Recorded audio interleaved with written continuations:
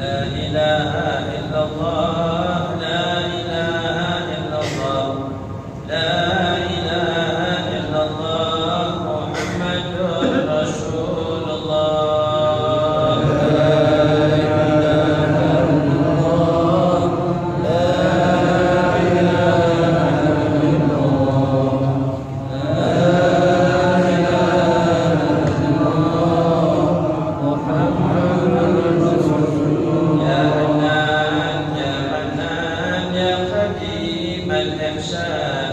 بحر جودك من يجدنا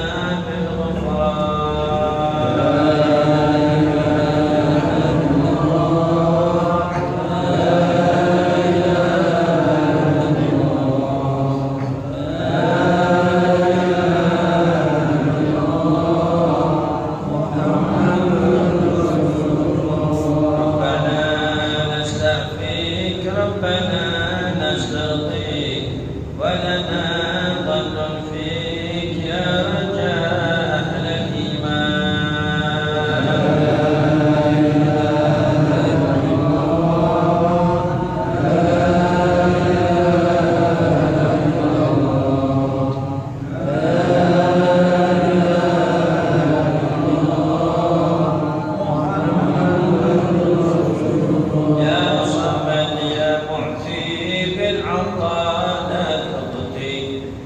أهل هذا الوقت بالرضا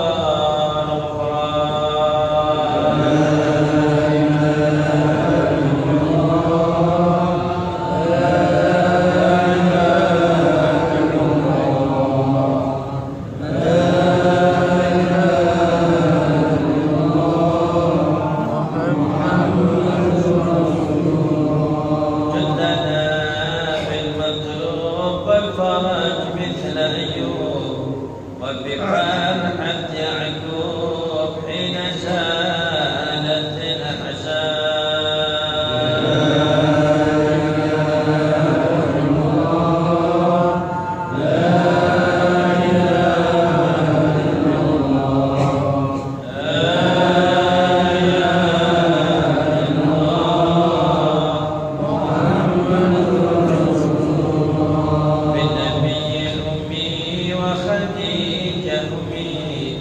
والبتول الختمي سيدات النسوان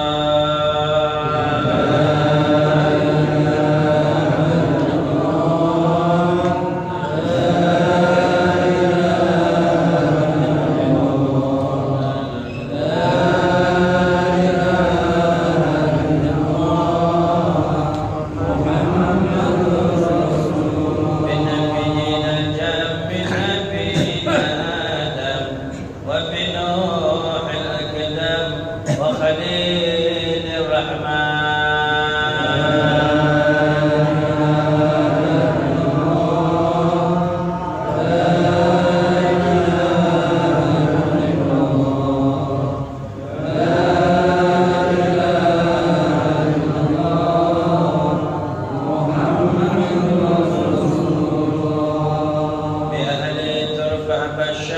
والفقيه المشهد وبآل علو الأبرار من بهم عالي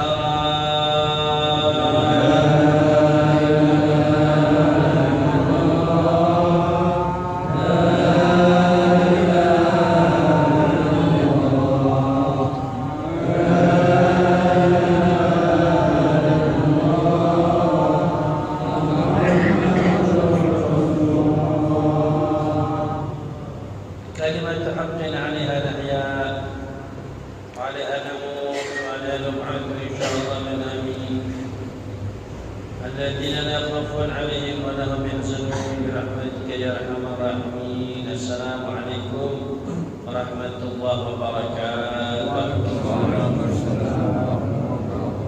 بسم الله الحمد لله والصلاة والسلام على رسول الله حبيبنا شفيعنا محمد بن عبد الله وعلى آله وصحبه ومن والاه. أشهد أن لا إله إلا الله وحده لا شريك له وأشهد أن سيدنا ونبينا ومولانا محمدا عبده ورسوله وحبيبه وصفيه وخليله وبشير ونذير الذي لا رسول ولا نبي بعده. اللهم صل وسلم وبارك وكرم وشرف وعظم على سيدنا ومولانا محمد مفتاح باب رحمة الله عدد ما في علم الله صلاة وسلاما دائمين بدوام ملك الله وعلى آله وصحبه ومن والاه. ربنا افتح بيننا وبين قومنا بالحق وأنت خير الفاتحين. أما بعد.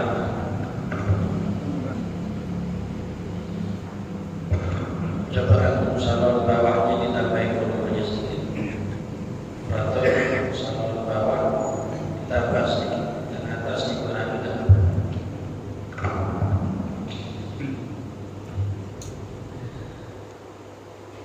Para jamaah muslimin muslimat, mukminin mukminat Masjid Asy-Syarif, jamaah yang dimuliakan Allah. Melanjutkan apa yang kita baca di pertemuan rutin kita sampai pada akhir hadis daripada yang telah kita bahas. La dharar wa la dhirar. Tidak boleh melakukan perilaku yang membahayakan kita, terlebih lagi dilarang melakukan perilaku yang membahayakan orang lain. Di antara maksud hadis tersebut, hadis tersebut diriwayatkan oleh beberapa ulama yang menceritakan. Riwayat ini yang menyampaikan, hadis ini yang menyampaikan, itu ulama-ulama hadis. Sehingga mereka ini ketika menceritakan hadis tersebut siap bertanggung jawab terhadap keabsahan hadis tersebut. Nah, ini berarti yang penting di dalam dawuh-dawuhnya Kanjeng Nabi Muhammad SAW. Karena kalau ada riwayat ini, semua orang bisa ngomong Nabi Muhammad ketika Nabi Muhammad dawuh. Siapa yang meriwayatkan? Sinten yang nyampaikan? Dia yang nyampaikan dapat dari mana? Kalau bisa dia sebut daripada ulama-ulama hadis, maka bisa dipertanggungjawabkan agar supaya jaga dawuhnya Kanjeng Nabi Muhammad SAW, biar tidak sembarang orang ngomong Nabi Muhammad bersabda, Nabi Muhammad bersabda.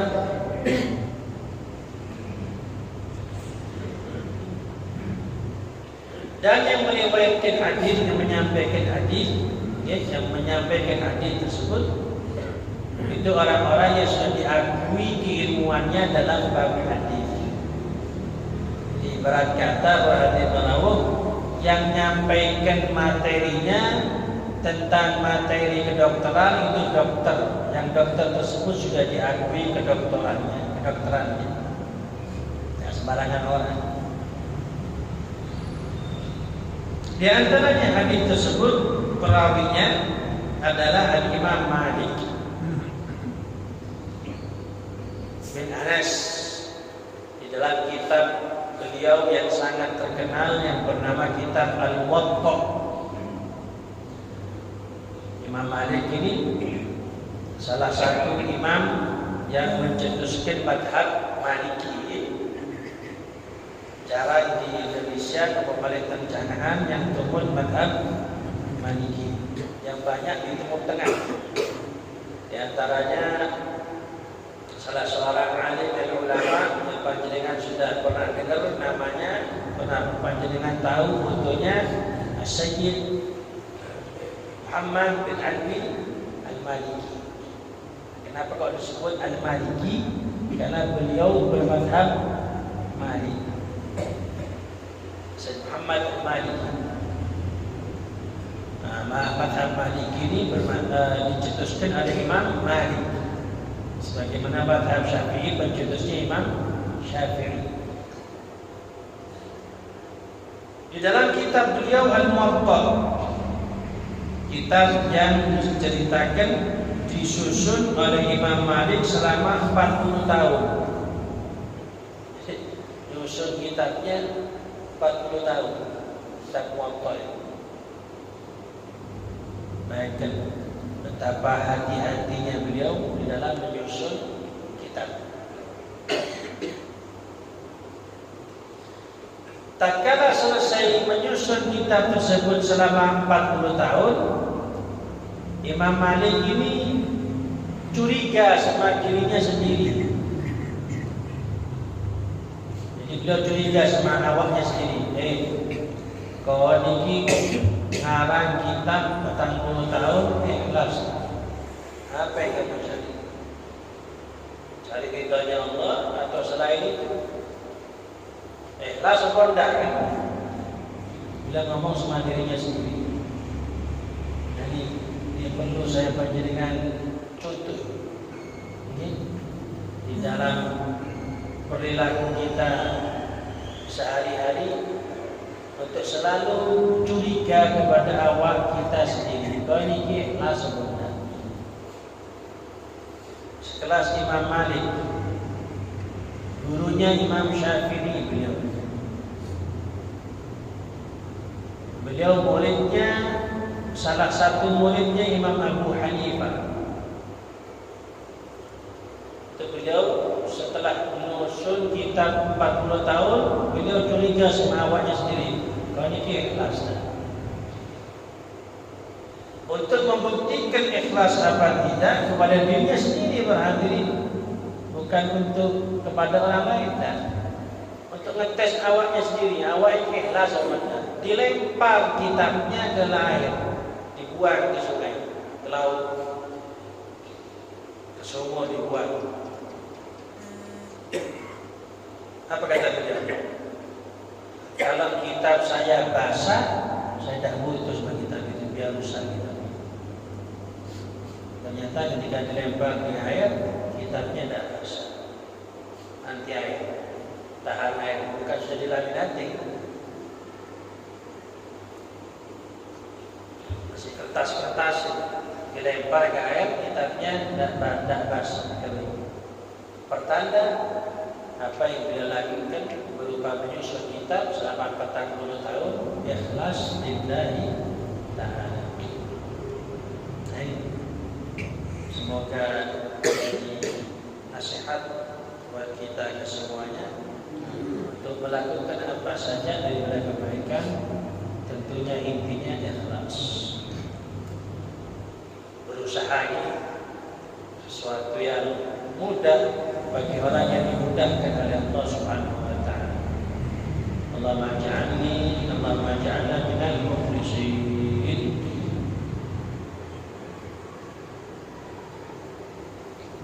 Minta ikhlas ini, minta semua. Nomor 2, berusaha. Kalau tidak dikasih kekuatan sama Allah tidak bisa ikhlas. Minta sama Allah. Semoga jadi orang ikhlas. Yang kedua, berusaha.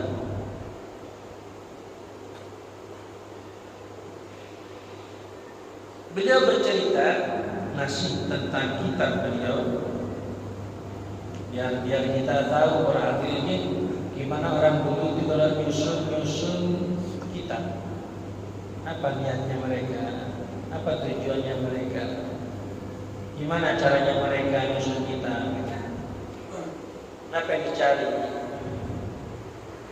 Beliau tatkala selesai menyusun kitab, beliau bercerita, "Aradtu kitab hadza ala 70 faqihan min fuqaha'il Madinah."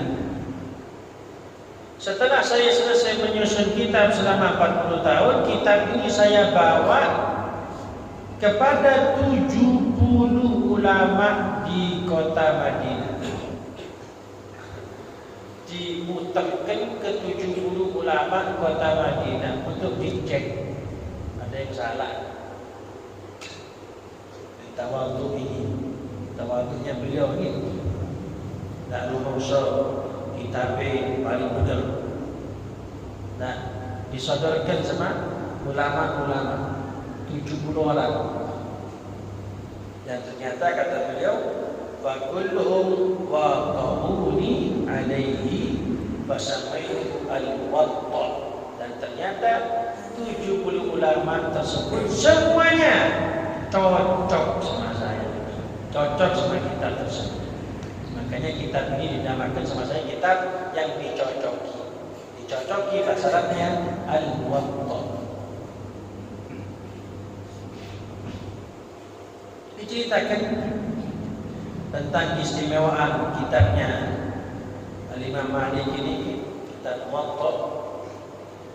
Yang kitab ini dibaca oleh para ulama sampai sekarang.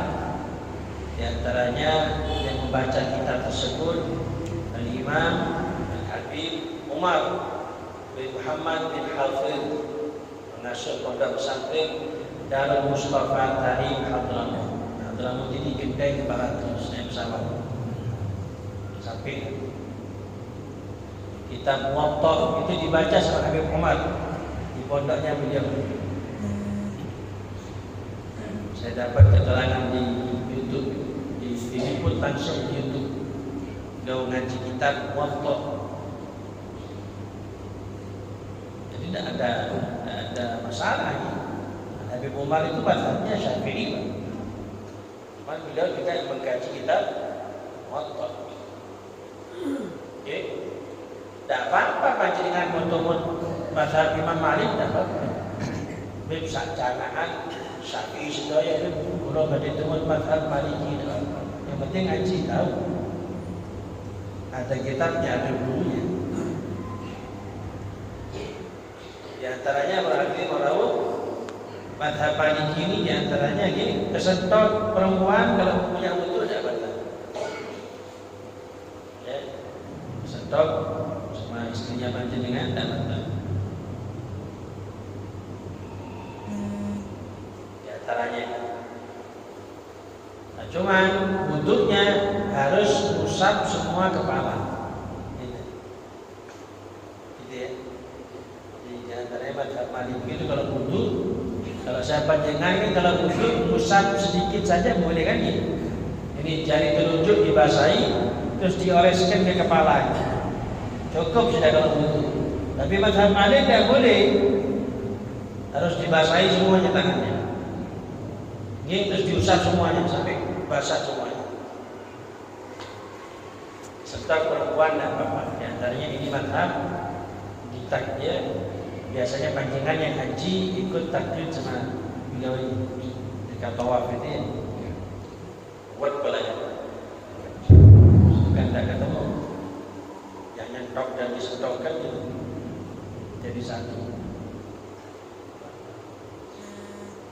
Di antaranya boleh, bermazhab lain itu boleh, cuma nanti ada aturan harus dipelajari. Tidak boleh sembarangan. Oh terus Habib Soleh masjid pengajian terus mazhab Imam Malik kesentuh buju tidak apa-apa, tidak boleh gitu. Itu nanti jatuh ke takbir. Ada aturannya. Umur itu ada aturannya. Di antaranya mazhab lain itu nikah ada tidak pakai saksi boleh. Ya. Cuma tidak boleh Pak saya sampean kawin tidak pakai saksi ke Pekali Baru. Harus ngerti ikut madhab itu, harus ngerti. Karena kadang-kadang di madhab lain itu ada yang tidak wajib.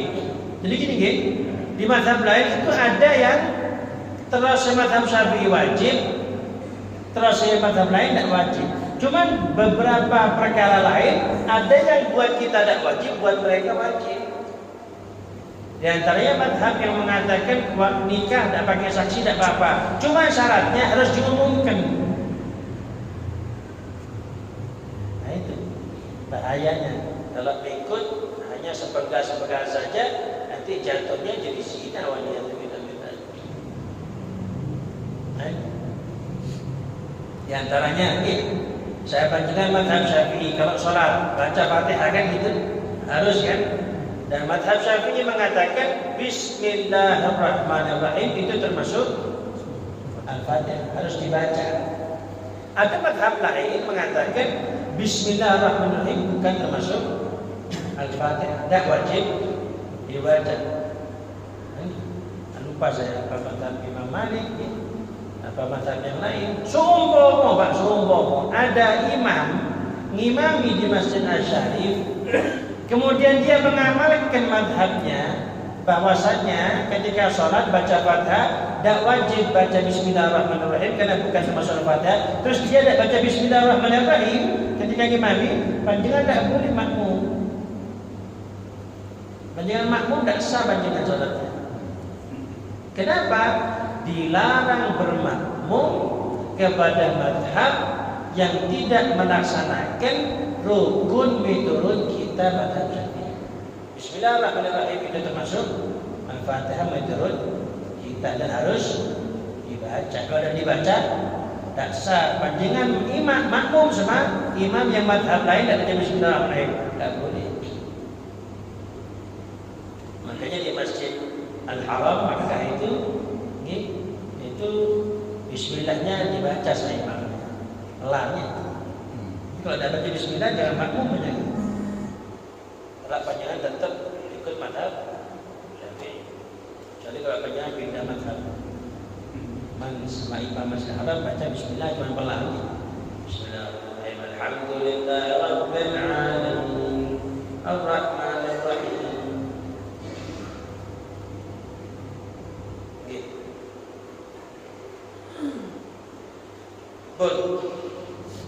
Menceritakan juga lanjut diceritakan ada salah seorang ulama mimpi baginda besar Nabi Muhammad SAW.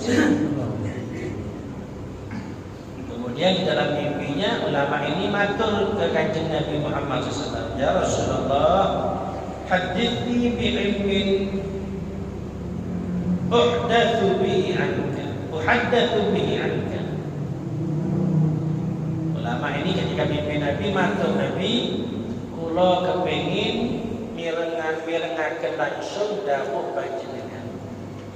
Nabi, kula kepengin mirengaken dawuh langsung saking panjenengan.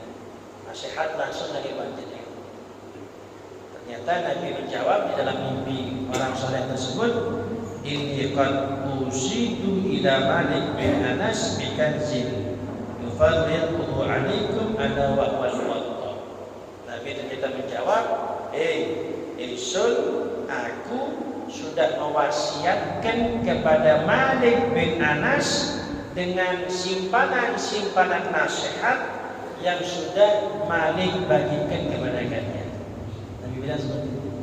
Saya sudah wasiat nasihat-nasihat kepada Malik bin Anas dan oleh Malik bin Anas sudah ditum ke kalian.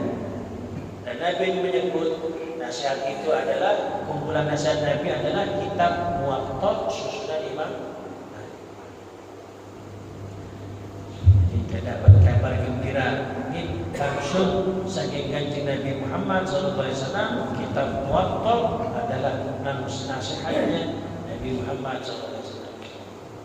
Ini berarti ini Bapak, ini yang mahal ini. Kitabnya orang-orang saleh terdahulu diakui langsung kali kanjeng Nabi Muhammad SAW. Kalau cuma ngarang kitab kan saya panjenengan bisa.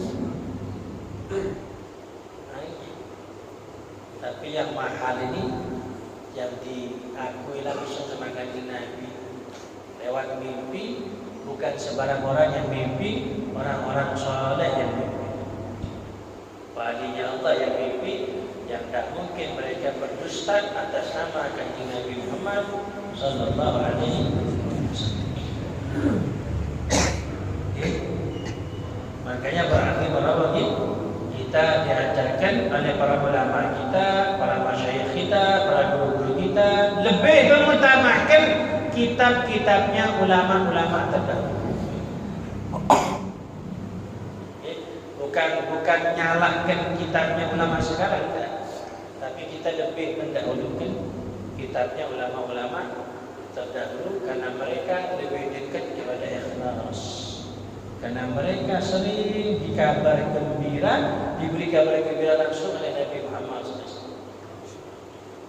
Termasuk kitab yang kita baca ini, Al-Arba'in An-Nawawiyah, kumpulan hadis yang disusun oleh Al-Imam Abi Zakaria Yahya bin Sharaf An-Nawawi, kitab Imam Nawawi yang disebutkan oleh para ulama.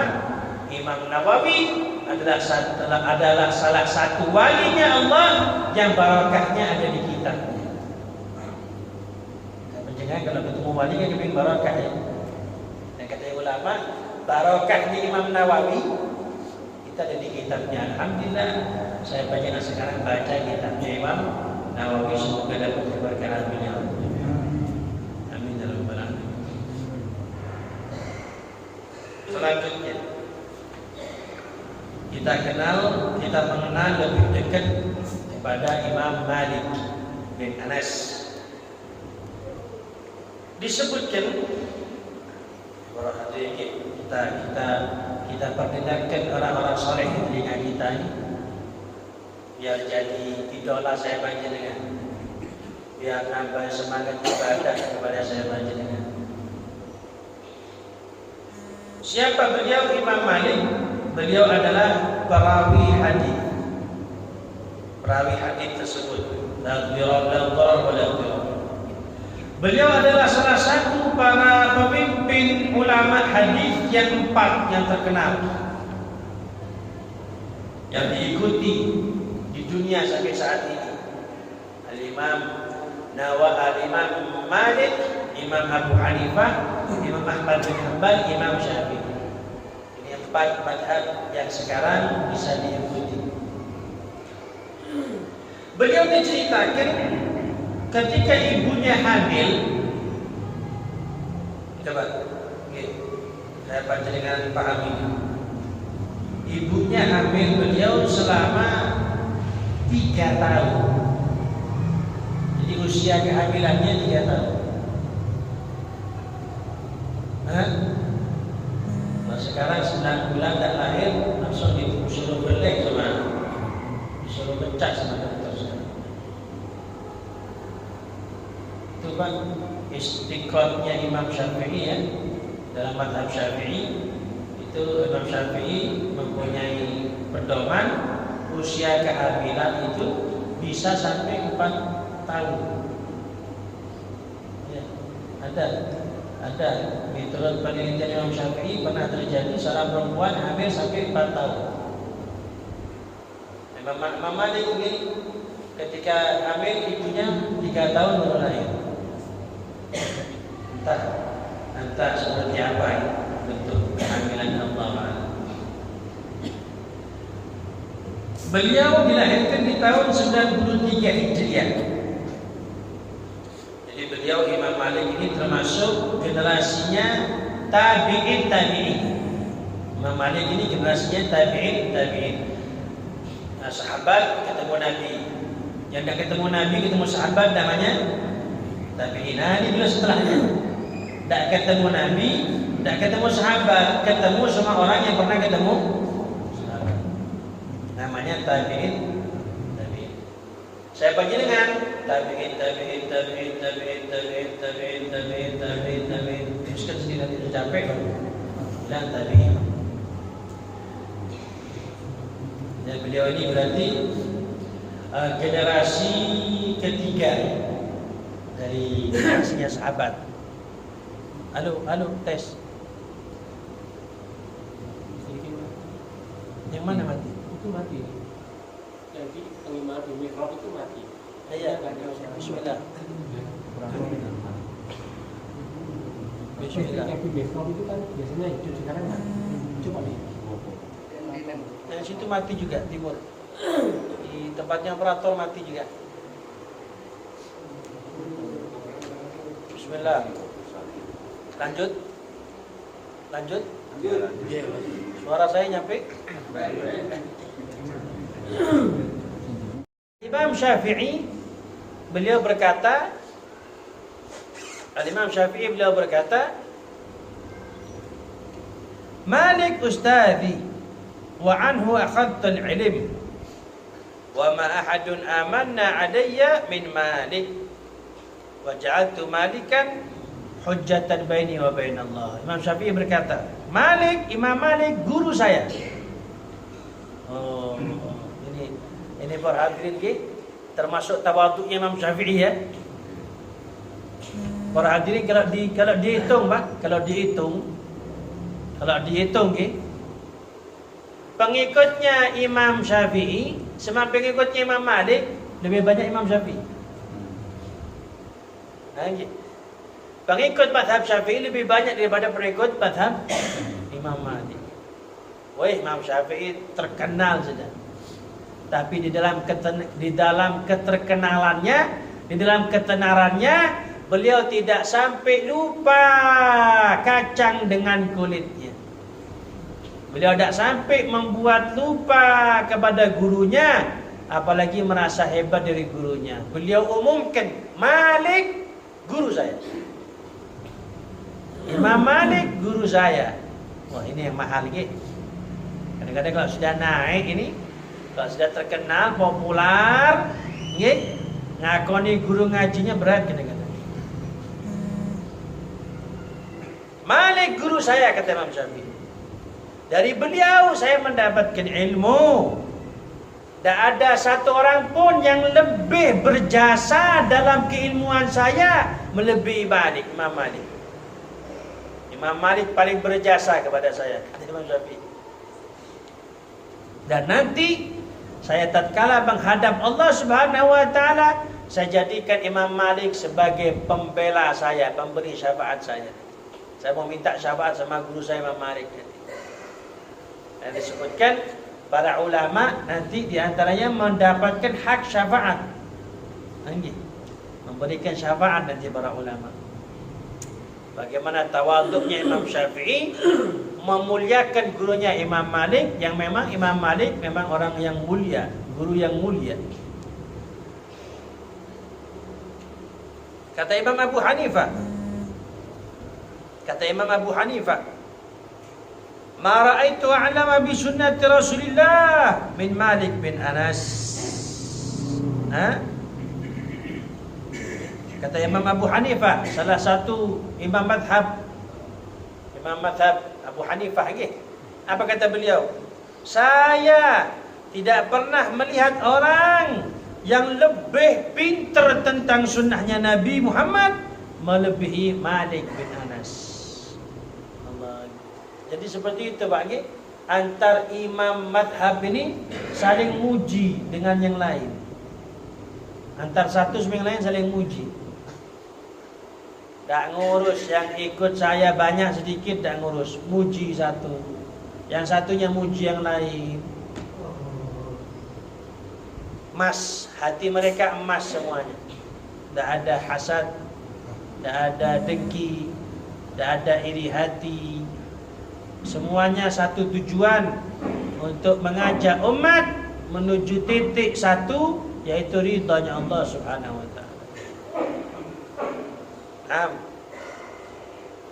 Diceritakan di antara kehebatan ilmunya Imam Malik bin Anas, ya termasuk karomahnya ini. Ada satu orang perempuan di zaman beliau memandikan jenazah. Jadi perempuan mudin wadon ya. Ya betul. Mudin wadon. Mandikan jenazah perempuan. Kok pangapunten nggih menyampaikan redaksi kitab faltasaqat yaduha bi farjil maitah. Ternyata mudin wadon ini pas mandikan sampai di kemaluan perempuan jenazah ini ceket, Pak. Jadi tangannya ini ceket ke kemaluan jenazah perempuan ini. Sampai tidak selesai. Tidak selesai mandikan jenazah ini. Berjam-jam tidak mentu-mentu. Udah mari-mari ngenteni semua berdikubur. Ternyata ada satu yang memberanikan masuk. Tanya, Pak Guru mari-mari. Mari. Masuk. Bisik-bisik. Ki jangget. Jangan bilang-bilang tapi. Saya malu. Wah, ditanyakan sama ulama. Akhirnya dirapatkan beberapa ulama. Gimana ini keputusannya? Tangannya dipotong, apa kemaluannya dipotong? Tidak ada yang berani jawab para ulama. Akhirnya disampaikan pertanyaan tersebut kepada Imam Malik bin Anas. Disampaikan kepada beliau, diceritakan kasusnya. Apa kata Imam Malik? Imam Malik bilang, coba tanyakan sama mudin wadon itu. Tanyakan coba, pas nyewoi tadi kretek apa di hatinya? Pas nyewoi tadi kretek apa hatinya? Ditanyakan. 4 mata, ngaku saja. Ada yang tanya, ngaku saja. Kamu tadi pas nyewoi ngomong apa atau kretek apa di hatinya? Hati kamu kretek apa? Akhirnya ngaku, ya saya tadi pas nyewoi kretek ini yang selalu bermaksiat sama Allah Subhanahu wa taala. Jadi ternyata berhadirin yang dimandikan ini mayitnya ini memang perempuan tidak baik. Tiap malam ada yang jemput, ganti-ganti yang jemput.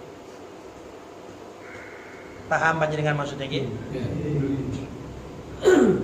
Pas mandikan keretek iki sang ben malam tak bener iki. Jangan kedadak. Apa kata Imam Malik disampaikan, diceritakan sama Imam Malik. Begini Imam Malik. Kata Imam Malik, oh berarti nuduh zina berarti. Berarti nuduh zina berarti. Ada buktinya. Nuduh zina ini harus 4 orang saksi kan gitu. 4 orang saksi.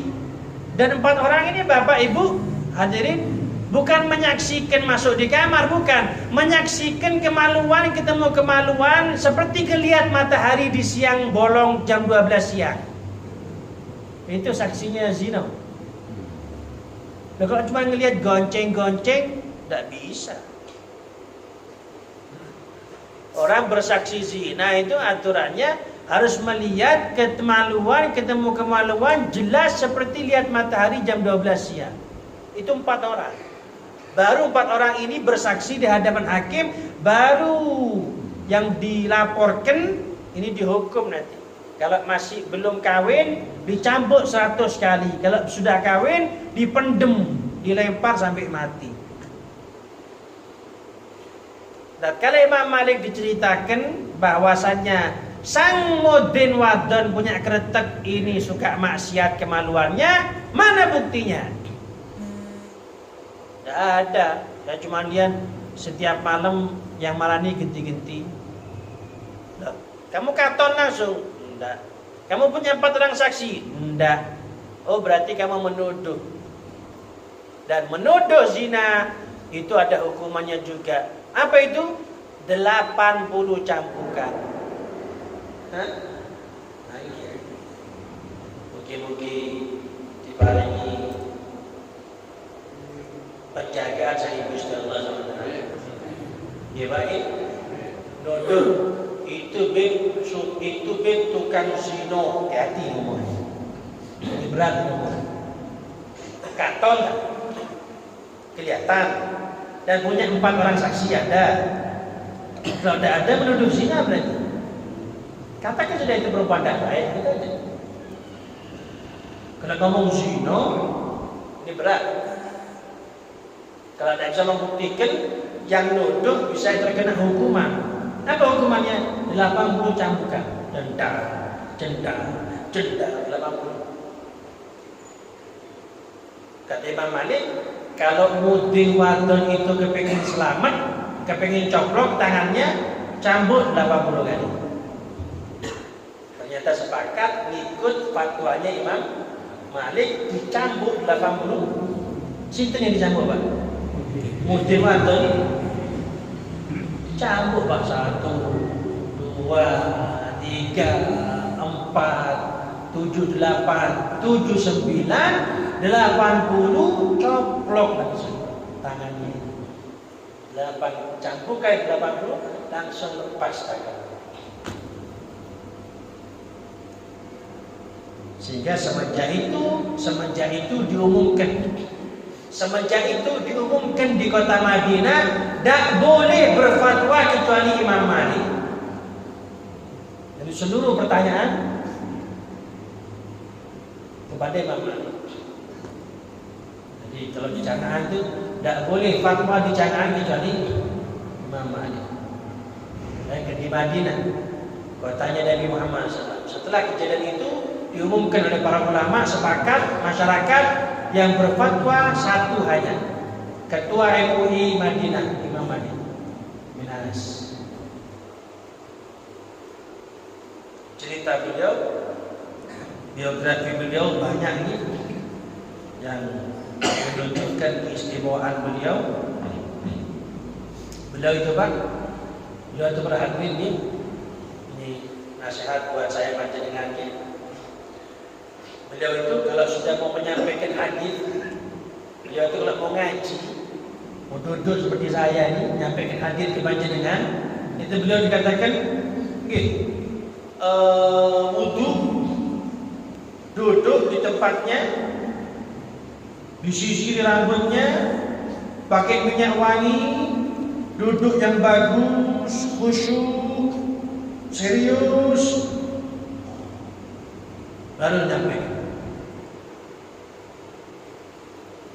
Baju yang bagus, dirapikan rambutnya pakai minyak wangi, duduk yang hormat, baru baik nyampaikan. Kata Rasulullah SAW, kata Nabi Muhammad SAW. Semoga saya dengan bisa niru. Saya niru, saya niat niru, Pak. Hanya setiap mau ke Canaan mandi saya, hatus. Kaos dalam anyar, celana dalam anyar, sarung saya ngambil baru ini, baju ngambil baru juga, pakai minyak wangi, niat ikut beliau. Dan duduk ini disediakan tempat ini bukan untuk muliakan saya kan, ini untuk muliakan ini yang disampaikan ini, ayat Quran, hadis Rasul, ilmunya ulama. Jangan itu juga duduk di sini dengan badan yang wangi, badan yang sejuk ini, dan habis kerja mulai pagi sampai sore tak mandi, terus duduk Masjid Asy-Syarif. Jangan. Minimal kita menghormat Nabi Muhammad SAW. Kita menghormat ilmunya Nabi Muhammad. Kita menghormat sabdanya Nabi Muhammad. Kita menghormat firman-Nya Allah Subhanahu wa taala. Dengan harapan semoga dimuliakan oleh Allah dan dimuliakan oleh Nabi Muhammad SAW.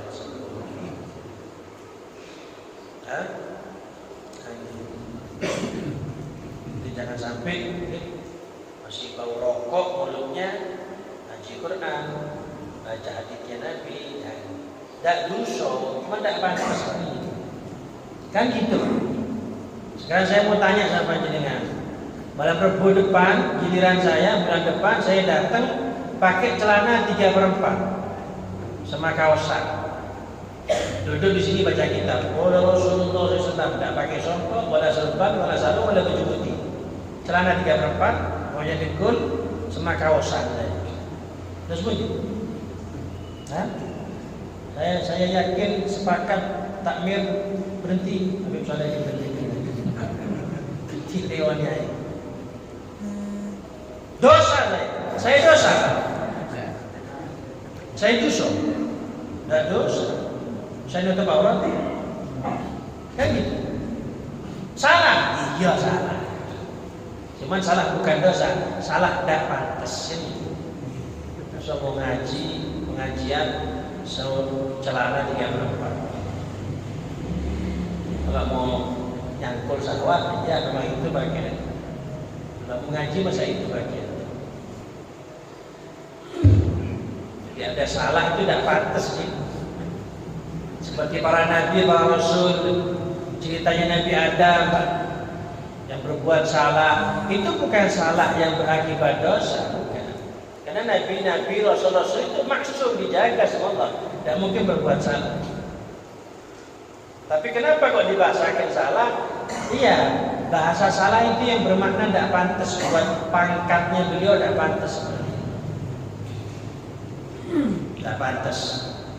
Saya ngaji di sini tidak songkoan, kan tidak pantas, tidak pantas. Pakai songkok, pakai serban.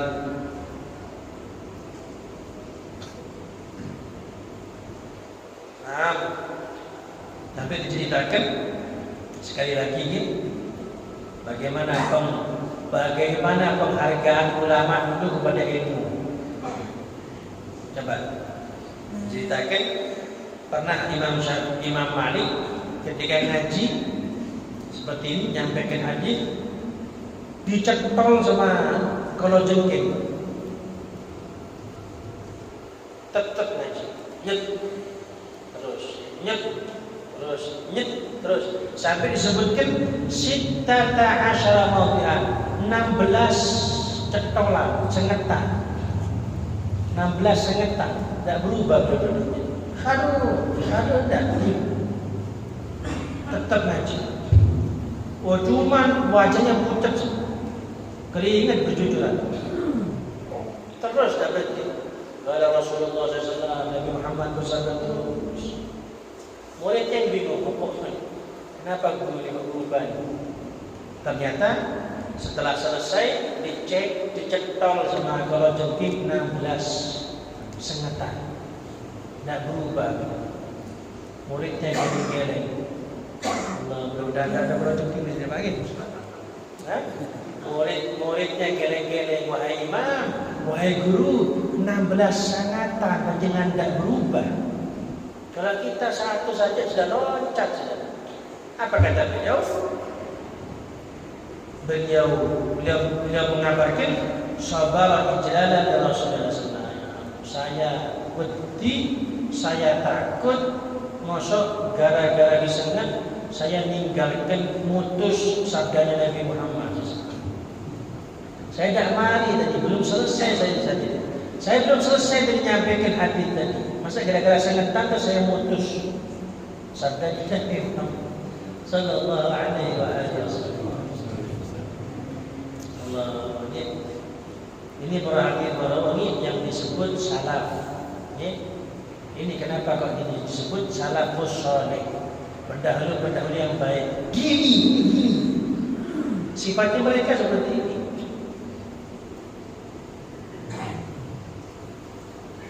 Sallallahu alaihi Muhammad. Terakhir ini beliau wafat di kota Madinah di tahun 179 Hijriah. Umur beliau sekitar 86 tahun. Beliau dimakamkan di Baqi dengan yang haji, yang umrah, ketika ziarah Baqi. Semoga juga teringat kepada Imam Malik bin Anas. Beliau ada kubahnya di sini. Diceritakan dari Imam Syafi'i.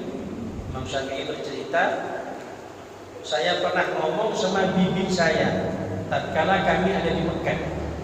Imam Syafi'i cerita, saya pernah ngomong sama bibi saya tatkala saya di Mekah. Dan Imam Malik di Madinah ini. Ini Imam Syafi'i ada di Mekah. Apa kata Imam Syafi'i? Ngomong sama bibinya perempuan, bibi, saya tadi malam mimpi ada suara ngomong, malam ini telah meninggal paling alimnya penduduk bumi. Imam Syafi'i tidur mimpi, di mimpinya ada pengumuman malam ini telah wafat paling pintarnya penduduk bumi. Dan ternyata bahasanya farahina dzalika lailah mautamani. Ternyata dihitung, tidak lama dapat beberapa waktu ada kabar. Ternyata Imam Malik sudah meninggal dunia. Dihitung. Malamnya Imam Syafi'i itu semenjak dapat kabar meninggalnya, dulu kan tidak ada HP ya. Dulu kan tidak ada listrik, tidak ada HP. Jadi kabar dari Madinah ke Mekah itu masih bisa sehari 2 hari, bahkan bisa beberapa hari. Setelah dapat kabar Imam Malik telah meninggal dunia di Madinah. Kapan meninggalnya? Malam ini dihitung. Setelah mendapat kabar dihitung kepada malam mimpinya Imam Syafi'i. Ternyata sesuai di malam itu wafatnya Imam Malik. Jadi orang-orang saleh terdahulu itu langsung dikabari semua lewat mimpi, lewat kabar-kabar lain. Dulu mungkin tidak percaya, sekarang ada HP.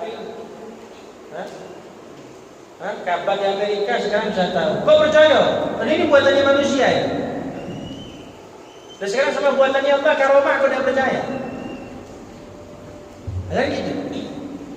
Sekarang banyak bisa video call sama banyak saudara banyak yang di Mekah dan di Jerman sekarang bisa. Dan kalau tidak percaya sama karomahnya aulia tahu apa yang terjadi sekarang. Di tempat yang lain mereka tahu. Kalau tidak percaya sama rahasianya Allah, kepercaya sama rahasianya manusia. Ini berarti ini di antara tanda kebesaran Allah ini. Ini sebagai bukti. Sama tidak percaya keramat, sama HP percaya, sama keramatnya wali tidak percaya. Nanti dikasih alasan seperti ini yang tidak percaya sama keramatnya wali Allah ini. Rabbana fa'na bima 'allamtana wa bima fa'na bi barakatihim wa anil husna bi hurmatihim wa amitna fi tariqatihim wa mu'afatihim min fitani. Semoga kita dapat keberkahan orang-orang saleh terdahulu, orang-orang saleh yang sekarang. Semoga semangat ibadah sama Allah Subhanahu wa taala, semoga sabar kita tidak bermaksiat kepada Allah sampai akhir hayat. Semoga kita husnul khatimah. Dan semoga sukses keluarga kita, anak-anak kita sampai hari kiamat. Amin amin ya rabbal alamin. Al-Fatihah.